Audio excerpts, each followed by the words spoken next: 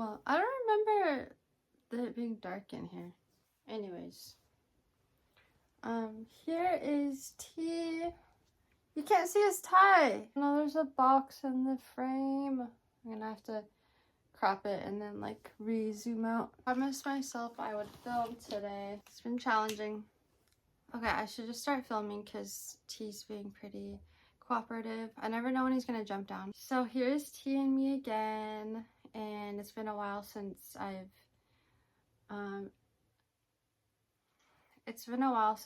filmed.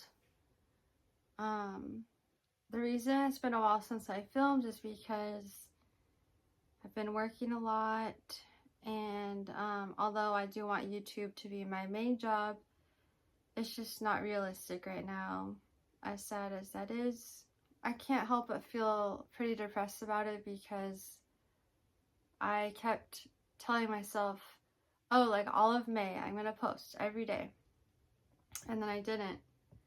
And when you make like goals like that and then you just like don't do them, it just makes it so much more depressing, and like ironically it's like makes you, I think, less likely to try to go back to that goal because it's just kind of triggering.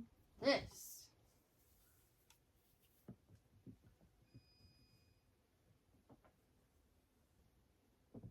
Tino. Oh gosh. Ooh. Okay, I have an idea. I have the same book that I referenced a couple of videos ago. I'm gonna open to a page in this, and then I'm gonna open in a page in my book that I wrote. Okay, so this is called Earth Prayers, edited by Elizabeth Roberts and Elias Amidon. Hopefully I pronounced that right. Okay, so we are opening to page 86 and 87. I'm going to read this page on 86, and the author's name is Black Elk. Hey, lean to hear my feeble voice. At the center of the sacred hoop, you have said that I should make the tree to bloom. With tears running, O great spirit, my grandfather with running eyes, I must say, the tree has never bloomed. Here I stand, and the tree is withered. Again, I recall the great vision you gave me. It may be that some little root of the sacred tree still lives. Nourish it then, that it may leaf and bloom, and fill with singing birds. Hear me, that the people may once again find the good road and the shielding tree. I feel like this is about humans' relationship with trees, and it reminds me of that book, The Giving Tree. This poem seems like kind of sad, like it's symbolic of humans' kind of suffering relationship with nature and how there's like an imbalance. Okay, let's move on to my book. I'm going to open to a random page. The premise is that I do think that there's like this kind of miraculous energy that we live with in this life. And okay, so I opened to a random page in my book, Levality, and it happened to be very related to the Earth Prayers. You might have heard T meow in the background. And it's chapter 10. It's chapter 10, and it's called Treat People, Animals, and Other Living Things as You Would Want to Be Treated. The Golden Rule is very important in all religions. See more on the Golden Rule in chapter 1. This rule is in every religion in one shape or another, I believe. The rule states something like this: treat others like you would want to be treated. The issue with this rule is that a lot of humans do not truly know how they want to be treated. A lot of humans were raised in environments where boundaries were not really talked about. Maybe they were implied sometimes, but there were never in-depth discussions about how we deserve boundaries.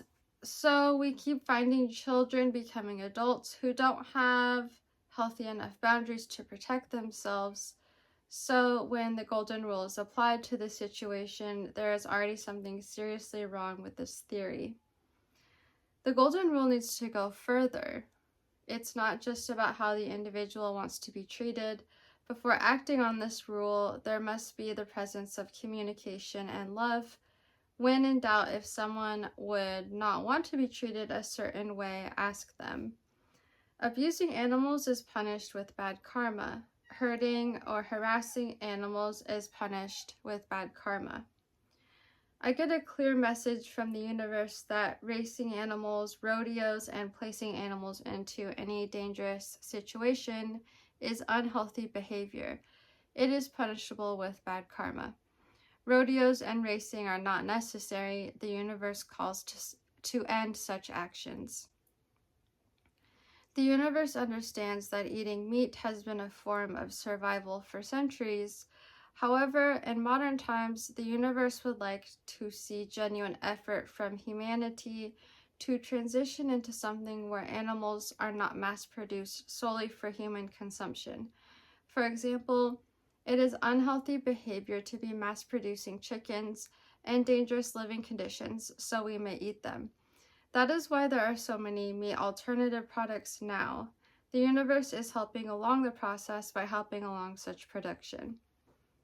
The universe calls for a lessening of recreational and commercial hunting and poaching. Each act of hunting and poaching provides doses of bad karma to the human who partakes in such activities. The bad karma is measured based on how oblivious the human is to what they are doing. The more the universe knows that the human intuitively knows what they are doing is bad, the worse the karma will be. It is important to realize that hunting and poaching are activities that are rarely, if ever, needed in this day and age. Wow, I make a lot of bold claims in that.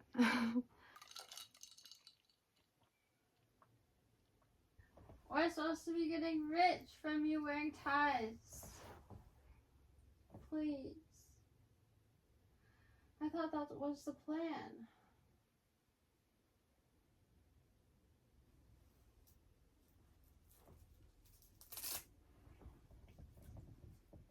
He's doing a yoga pose. Good boy. Finally! It's been such a long time since he's like chilled in a video. I have to be like way over here so he can be in the frame.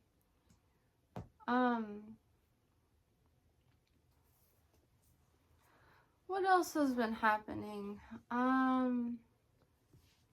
So what even is that? Like office supplies? I guess that's it for now, and I'm gonna try to film. I'm so busy, and I just had to spend money on new tires, so I barely have time. Like, I barely can think right now because I'm so tired, like, trying to work and make up the money that I spent on the tires. So he actually chilled out. I'm so happy, but I'm kind of like too tired now to talk about anything. Maybe this is just meant to be the video, just like T is the main character and I'm like his translator person. So oh, that's kind of a fun idea. I could take the Earth Prayers book and then I'll open to a random page and whatever it is, like, we'll just say that's like what T wants to tell us. So T, what do you want to tell us in this book?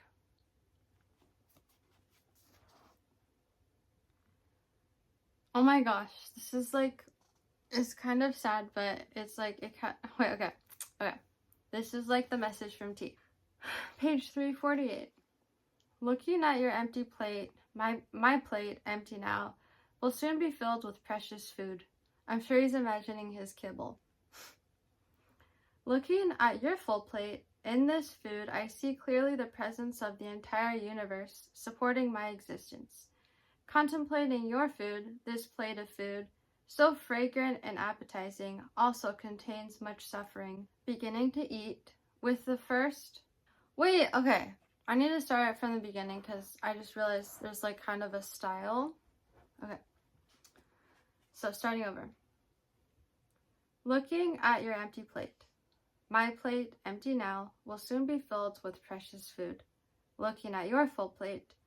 In this food, I see clearly the presence of the entire universe supporting my existence.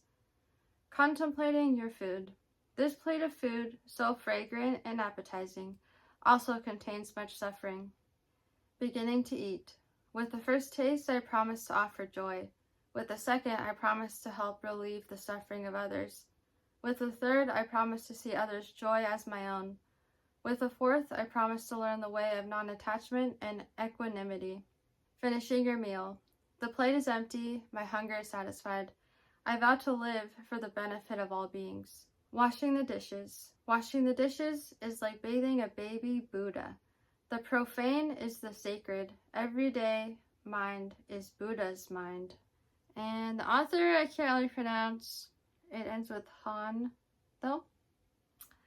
So I can show it here. Wait, where's the camera again? Here. Wow, T, you're actually very enlightened. My stomach just made a sound.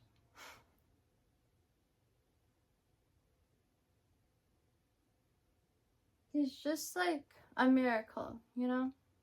That is it for now, and I'll see you in my next video.